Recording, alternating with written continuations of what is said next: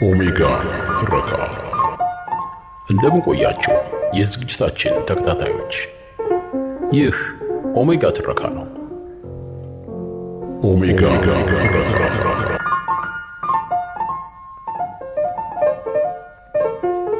ከአሌክስ አብርሃም መጽሐፍ ከዕለታት ግማሽ ቀን። እማማ ሞቱ። ትላንት ልክ ፀሐይ ስትጠልቅ እማማ ይችን ዓለም ተሰናበቱ። 9 ዓመት ሙሉ ከአልጋ ወርዶ የማያውቁት ምስኪን ሴት የሰፈሩን ሰው ሁሉ እንዳኮረፉ ሞቱ። 9 ዓመት አስታመን እንደ እናት ተንከባክበን ባለቀ ሰዓት ረግሞን ሞቱ እያለ የሰፈሩ ሰው በሙሉ አዘነ።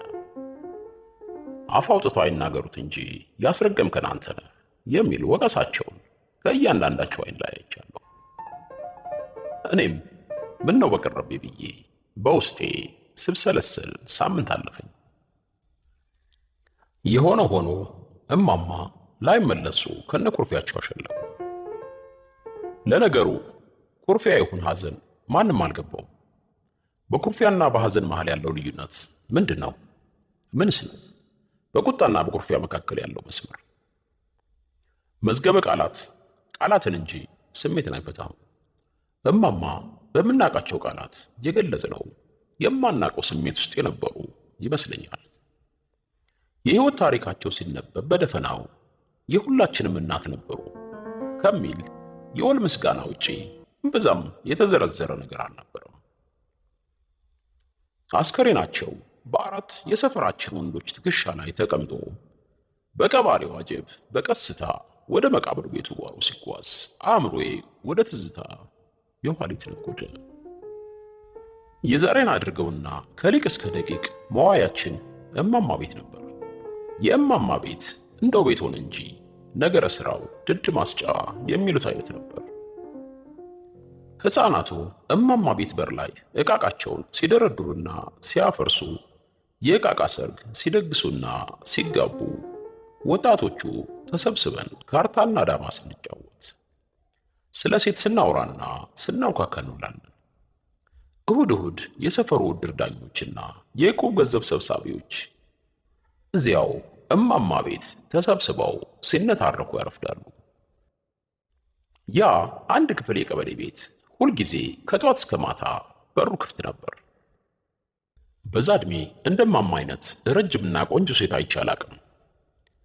በድህነት ተጎሳቅሎ እንኳን ጥርት ያለ ጠይብ ቆዳቸውና ሽበት ጣልጣል ያደረገበት ፀጉራቸው አንዳች ሞገስ ነበረው። ስለ ረጅም ቁመት ሲወራ ምሳሌ ነበሩ። እንደማማ ጀርጋዳ ይባላል። ጀርጋዳ ነበሩ። ሲራመዱ የሚንሳፈፉ የሚመስሉ፣ በስተኋላ ዘመናቸው እርጅና ተጭኗቸው ትንሽ ከወገባቸው ጎበጥ ብለው እንኳ በቁመት የሚስተካከላቸው አልነበረም። ባልም ልጅም አልነበራቸው። መተዳደሪያቸው ሰርግና ድግስ ሲኖር ወጥ በመስራት ነበር። ታዲያ ወጥ ሳይቀምሱ በሽታ የሚያውቁ ባለሙያ ናቸው ይባላል። ሴት ልጅ ወጥ ማማሰያ ከላሰች ምኑ ሴት ሆነች ኤዲያ ይላሉ። ወጥ ሲቀምሱ ሲያዩ አይወዱም። እማማ ለምን ባል አያገቡም ስንላቸው በልክ ወንድ አጣው ጨርሶ ኩርፋድ አጎንብሼ ላግባ እንዴ ይሉና ይስቃሉ። ጨዋ ታዋቂ ናቸው።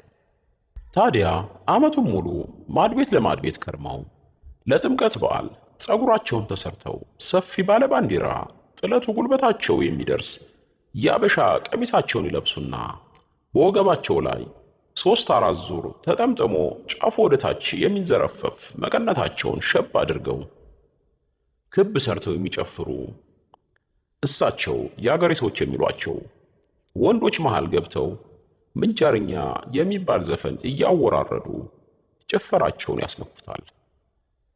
እማማን ለማየት የማይመጣ ሰው የለም። እማማ መጡ ክፈቱላቸው ይባላል። ክቡ የሰው ቀለበት በመጡበት በኩል ተከፍቶ ይገባሉ። የታወቁ ናቸው። ጀብ ጀብ ጀብ ሲደረግ እማማ እጃቸውን ከፍ አድርገው የምንጃር ልጅ ሽቅርቅር ብለሺ ነይ ነይ ዙረሺ ይላሉ። የከበበው ሕዝብ ይቀበላቸዋል። ሕዝቡ ድንገት ለጥምቀት የተሰበሰበ ሳይሆን አብሮ ግጥምና ዜማ ሲያጠና የከረመ ነበር የሚመስለው። አሄ የጀግናው አገር እዛው ምንጃር ወረደች ሸንኮራ ስንዴ ልትበላ ወረደች ምንጃር የጤፍ አገር ተያብሪው ኩራዙን ሳትፈጂው ጓዙን ያዝ እንግዲህ ብለው በዛ ቁመት ድንገት ወደ ላይ የዘለሉ ሲመለሱ በፀጉራቸው የእግዜርን ዘርፋፋ ቀሚስ ነክተው የሚመለሱ ነበር የሚመስሉት። ጭብጨባው፣ ጩኸቱ፣ ሳቁ ይደምቃል። ጎን ለጎን እየተደረደሩ ጨፋሪዎች በከበበው ሰው ጭብጨባ ሪትም ልክ በአንድ ላይ ሸብረክ ሸብረክ ሸብረክ እያሉ ወደፊት ወደ ኋላ እየተራመዱ ሲጨፍሩ የተለየ ስሜት ነበረው። እዛ ማዶ አሃ፣ ከተራራው አሃ፣ አይኑ ነው ወይ አሃ የሚያበራው። የሰሌም ባርኔጣ በቀኝ እጃቸው የያዙ ጨፋሪ ወንዶች በአንድ ላይ ባርኔጣቸውን ከፍና ዝቅ እያደረጉ ሲጨፍሩ አቧራው ይጨሳል። እማማ እንደዛ ነበሩ። በሰፈሩ ሰው ዘንድ እማማ የሚለው ቃል የወል ስምነቱ ቀርቶ የዚህ ሴትዮ መጠሪያ ከሆነ ዘመን የለውም። ሰፈራችን ውስጥ የሚኖሩ በዕድሜ የገፉ ባልቴቶች ሁሉ እማማ ከሚለው ቀጥሎ ስማቸው ይጠራል። እማማ ተዋቡ፣ እማማ ይዝና፣ እማማ ብርነሽ፣ እማማ ግን እማማ ብቻ። የዛሬ 9 ዓመት ታዲያ ለማህበር ድፎ ደፍተው ማድቤት ጉድ ጉድ ሲሉ ራሳቸውን ስተው እሳት ላይ ወደቁ። በእሳቱ ግራ ክንዳቸውና በግራ በኩል ያለ የራስ ፀጉር ክፉኛ ተቃጠለ። የግራ ጆሮአቸውም በከፊል በእሳት ተጎድቶ ነበር። ያ የተረገመ አደጋ የእማማ ጠይም ፊት ላይ በግራ በኩል ለማየት የሚያስፈራ የእሳት ጠባሳ ትቶባቸው አለፈ። ይህም ባልከፋ ነበር። ከአደጋው በኋላ 2 እግሮቻቸውና የቀኝ እጃቸው አልታዘላቸው። የግራ እጃቸው ብቻ ነበር የሚሰራው። በቃ አልጋ ላይ ዋሉ። ሰው ደግፎ ካላነሳቸው በስተቀር ከአልጋቸው መነሳት አይችሉም ነበር። የሰፈሩ ሰው ደግ ነው። እየተቀያየረ እማማን ለ9 ዓመታት አስታመመ። ቤታቸው ሰው አይጠፋም። ከጧት እስከ ማታ የእማማ ቤት አደባባይ ነበር። መንደርተኛው ከልጅ እስከ አዋቂ እማማን እየረዳ እግረ መንገዱን ቤታቸውን መዋያ መቀጣጠሪያው አደረገው። እማማ ትራሳቸውን ደገፍ ብለው ወጣቶቹ ሲጫወቱ እያዩ አዋቂዎቹ ሲያጫውቷቸው እየተጫወቱ እንደዛም ሆነው ጨዋታቸው ለጉድ ነበር። 9 ዓመታት አለፉ። አንድ ቅዳሜ ቀን ከሰዓት 5 የምንሆን የሰፈር ልጆች ሰብሰብ ብለን እማማ ቤት ካርታ እንጫወታለን። ድንገት አይኔ እማማ ላይ ሲያርፍ የቤቱ ጣሪያ ላይ ባለች ሽንቁር የገባች ጨረር የብርሃን ዘንጓን ዘርግታ እማማ ጠይም ቆዳ ላይ የቀኝ ግማሽ ከንፈራቸውና የአፍንጫቸውን ጫፍ ያካለለች የብርሃን እንጎቻ ሰርታ ተመለከትኩ። አንዴ የጣራውን ሽንቁር፣ አንዴ እማማ ፊት ላይ ያረፈችውን ክብ ጨረር እያየሁ ይህ ሽንቁር ዝናብ ሲዘንብ አልጋቸው ላይ ውሃ ያንጠባጠብባቸው ይሆን ብዬ አሰብኩ። ጣራውን በሙሉ ስመለከተው ጥላሽ ሸፍኖታል። የጣራ ክዳኑ ቆርቆሮ እዚያና እዚህ ተበሳስቶ ጥቃቅን የብርሃን ነጠብጣቦቹ ጥቁር ሰማይ ላይ የተዘሩ ከዋክብት መስለዋል። ጓደኞቹ ጋር ተያይዘን ስንወጣ ለምን የማማን ጣራ አናድስላቸው? አይታችሁታል? ጨረር ሁሉ ያስገባባቸዋል እኮ አልኳቸው። እኔም ሳስብ ነበር። እኔም እያሉ በየአፋቸው ተንጫጩ። እንዲህ ነበር የተጀመረው። ለአንድ ሳምንት ቤት ለቤት እየዞርን ብር አሰባሰብ። ጎረቤቱ ሁሉ ደስ እያለው ካሰብነው በላይ ብር አወጣ። እንደውም አንዳንዶቹ ለራሳቸው ጉዳይ ገዝተውት ከተረፋቸው ማገርና ውራጅ እየቀነሱ ወሰዱ አሉ። ግርማቸው የሰፈራችን አናጺ ስራውን በነፃ ሊሰራ ቃል ገባልን። ደግሞ ለማማ ብር ልቀበል እንዴ ብሎ በሳምንቱ እማማን ለማስደነቅ በማሰብ ሳንነግራቸው ቤታቸውን ለማደስ ወሰንና አልፎ አልፎ እንደምናደርገው አንድ ሁለት ሴቶች በጠዋት ሰፈራችን ወዳለው መድኃኔዓለም ቤተ ክርስቲያን እንዲወስዷቸው አደረግን። አንዳንዴ እንደዛ እናደርግ ነበር። ቤተ ክርስቲያን ወስዳቸውና እዛው ሲጸበሉና ጸሎት ሲያደርሱ ውለው ማታ እንመልሳቸዋለን። የዛን ቀንም እማማ እዛው ዋሉ። እኛም ተባብረን የቤታቸውን ጣራ ከማደስ አልፎ በኔ መሰለ ነጭ የማዳበሪያ ኮርኒስ ሰራንላቸው። ቤቱን አጸዳድተን ደጅ ፀሐይ ላይ የዋለ አልጋቸውን አስገብተን ካነጠፍን በኋላ የሰፈሩ ሴቶች ቡና አፍልተው በድምቀት እማማን ተቀበልናቸው። እማማ እቤት እንደገቡና አልጋቸው ላይ እንዳረፉ ወደ ጣራው ባለማመን እየተመለከቱ አይኔ ነው ወይስ ያችን ሽንቁር ደፍናችኋታል ብለው ጠየቁ።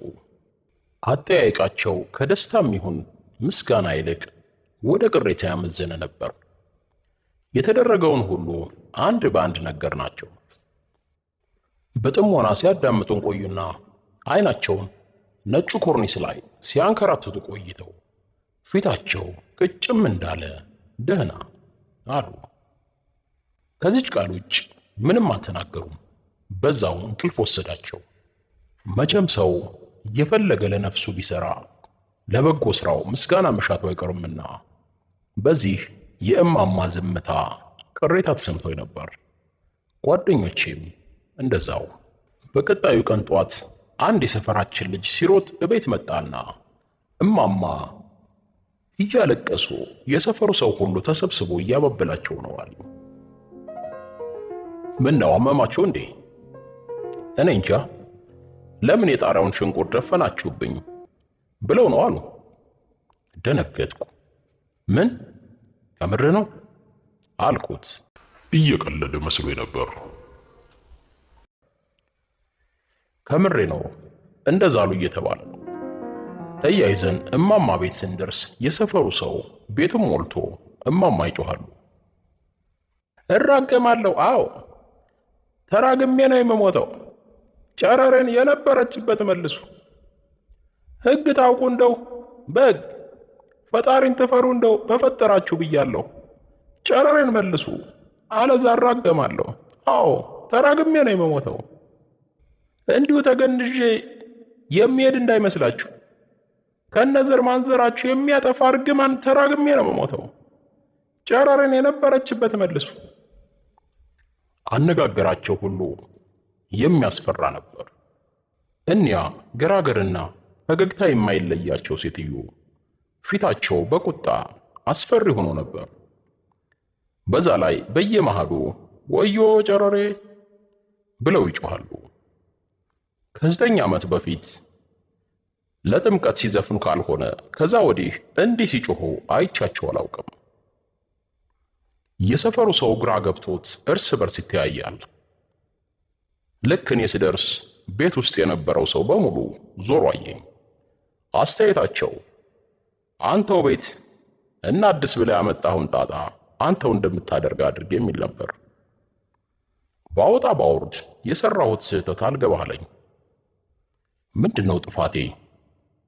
የአንዲት አልጋ ላይ የዋሉ አቅመ ደካማ ሴት የተሸነቋቆረ አሮጌ ጣሪያ ሰፈሩን አስተባብሬ ማሳደሴ ማስመረቁ ቢቀር እንዴት ድፍን መንደር ያስረግማል? ነግሬያለሁ። እስተ ነገ ጨረሬን የነበረችበት ካልመለሳችሁ ውርድ ከራሴ። ጨረሬን ነው የምፈልገው። የእናንተ ጉርብትና ይቅርብኝ፣ እህል ውሃችሁም ይቅርብኝ። አልፈልገውም። ረሃብ እንደሆነ ለምጄዋለሁ። ምን ያደርግኛል? ጨረሬን ብቻ ቦታዋ መልሱ።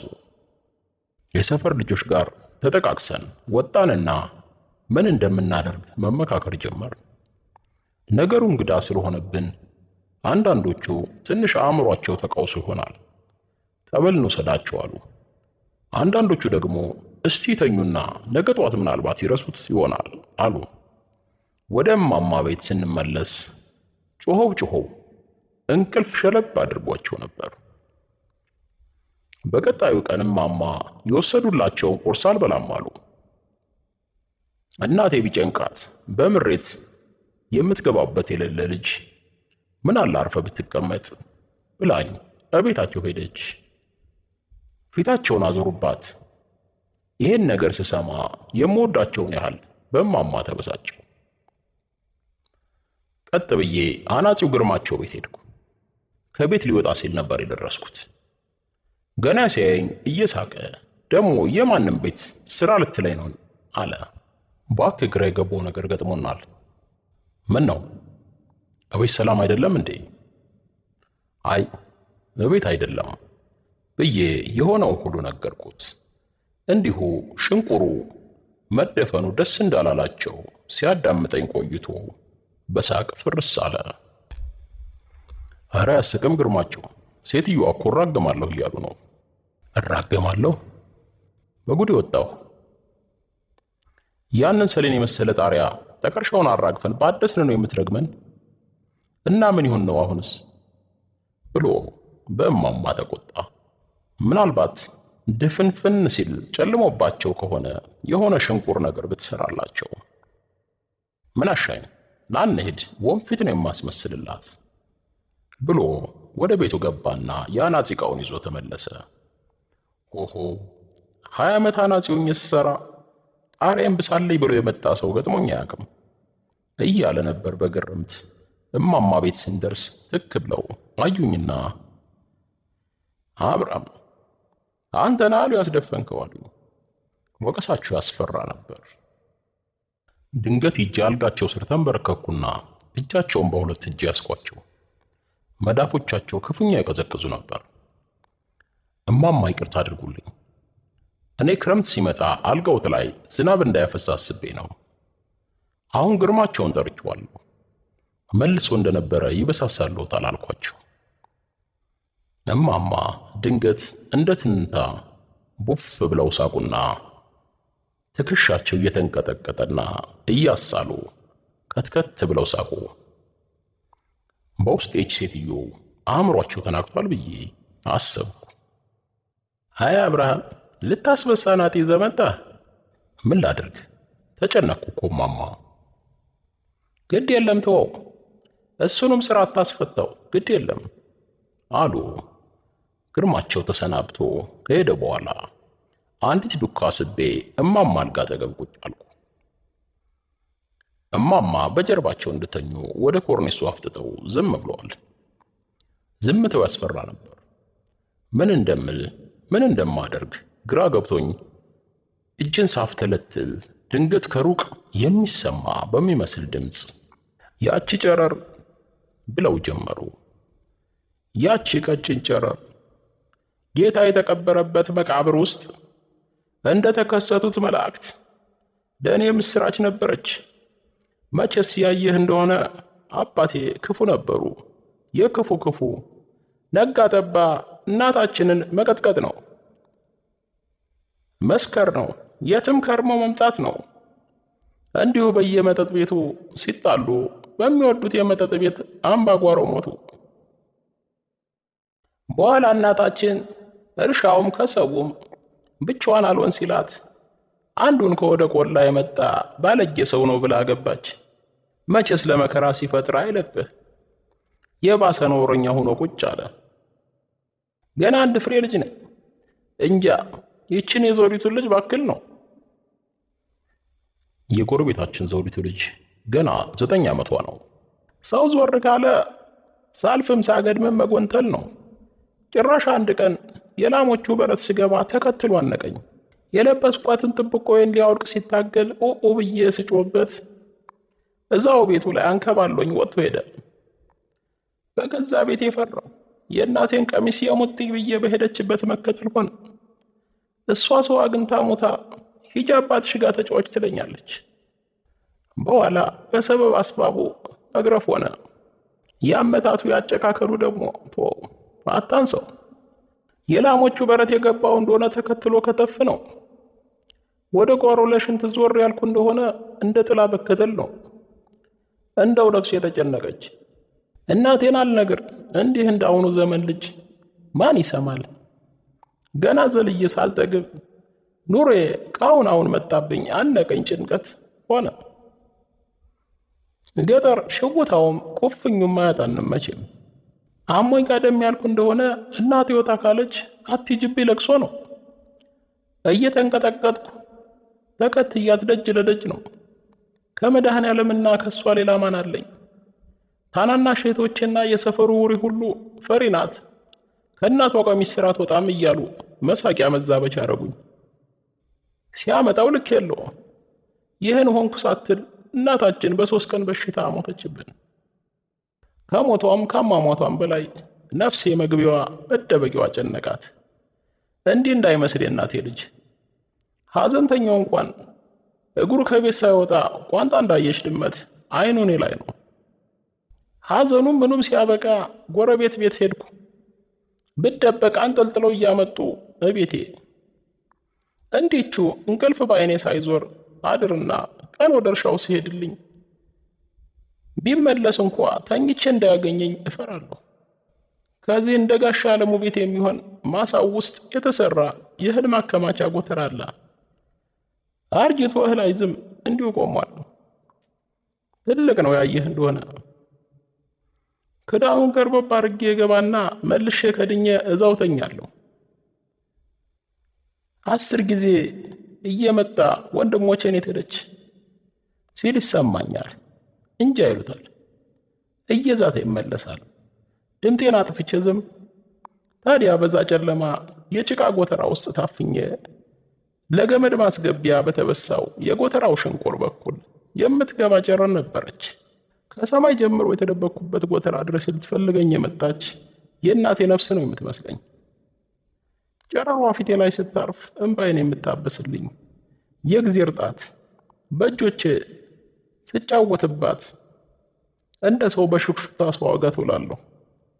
ፀሐይ ስትጠልቅ ጨረሯ ስትጠፋ ያ ክፉ ሰውዬ አረቄውን ተግቶ እየደነፋ ይመጣል። ጨረሯ ማታ የምትጠፋው ያንን ክፉ ሸሽታ ይመስለኝ ነበር።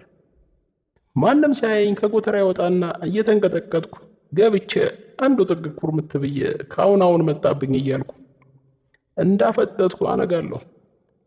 ነገም ያው ቶሎ ነግቶልኝ ለወንድምና እህቶቼ የሚቀምሱትን ቂጣም ሆነ ንፍሮ አሰናድቼ እኔም ሽምብራ ቢጤ ቆርጬ ቋጥርና ማንም ሳያየኝ ወደ ዛሮጌ ጎተራ ገብቼ ሽምብራዬን እየቆረጠምኩ እዛች ጨረር ጋር ብሶቴን በልጅ ነፍሴ እያንሾካሾኩ እላለሁ።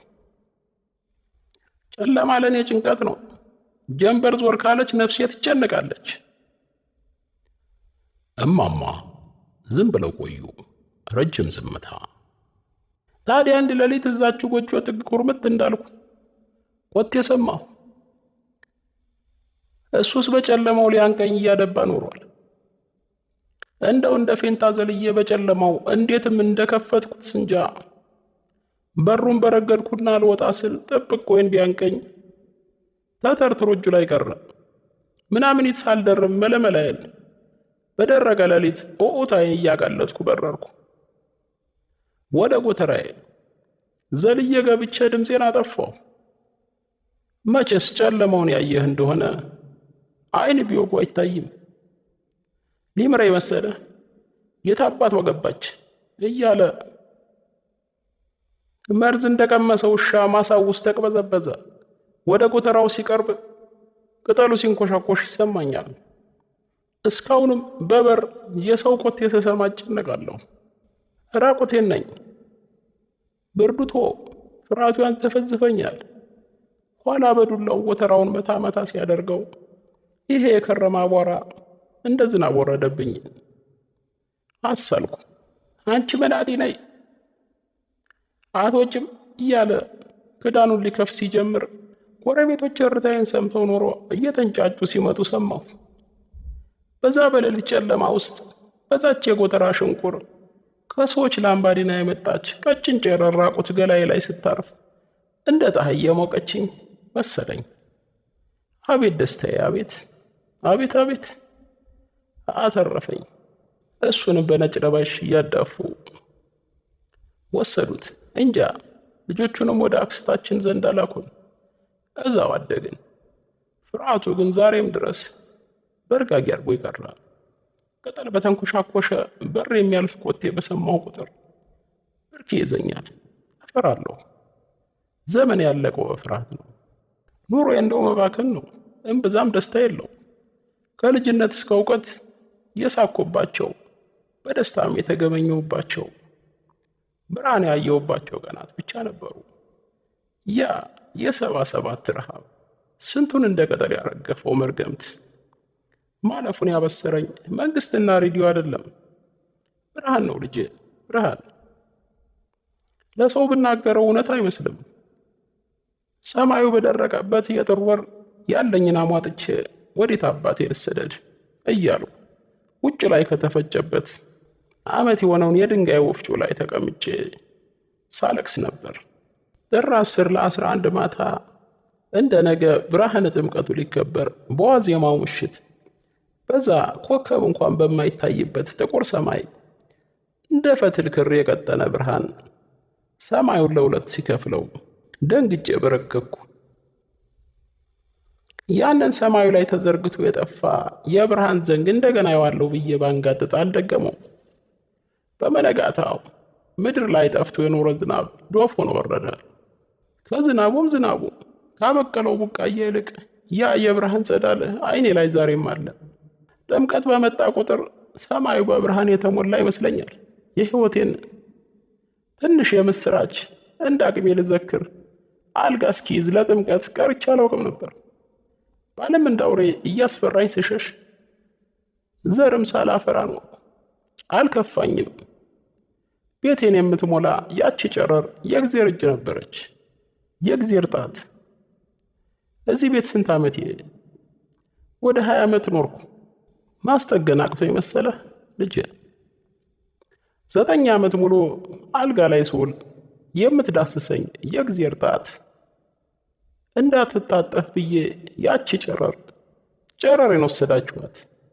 ጨለማው እየቀረበ ነው። የሰው እጅ በሰራት ብርሃን የማይገፈፍ ጨለማው እየመጣ ነው። ታውቆኛል፣ ከእንግዲህ ብርሃን የለም። ተላመጁ ሲለኝ ነው መቃብሬን። እንቅልፍ ሸለብ አደረጋቸው። ብርድ ልብሳቸውን ደርቤላቸው ወደ ቤት ያዘገምኩ። ከዛ ቀን በኋላ እማማ ማንንም አላናገሩም። በሳምንቱ ትላንት ልክ ፀሐይ ስትጠልቅ እማማ ይችን ዓለም በሞት ተሰናበቱ። ልቦለዱን ከወደዳችሁት የእናንተ አስተያየት ይገነባናልና ላይክ፣ ኮመንት እና ሰብስክራይብ በማድረጋችሁ እንበረታለን። ኦሜጋ ትረካ።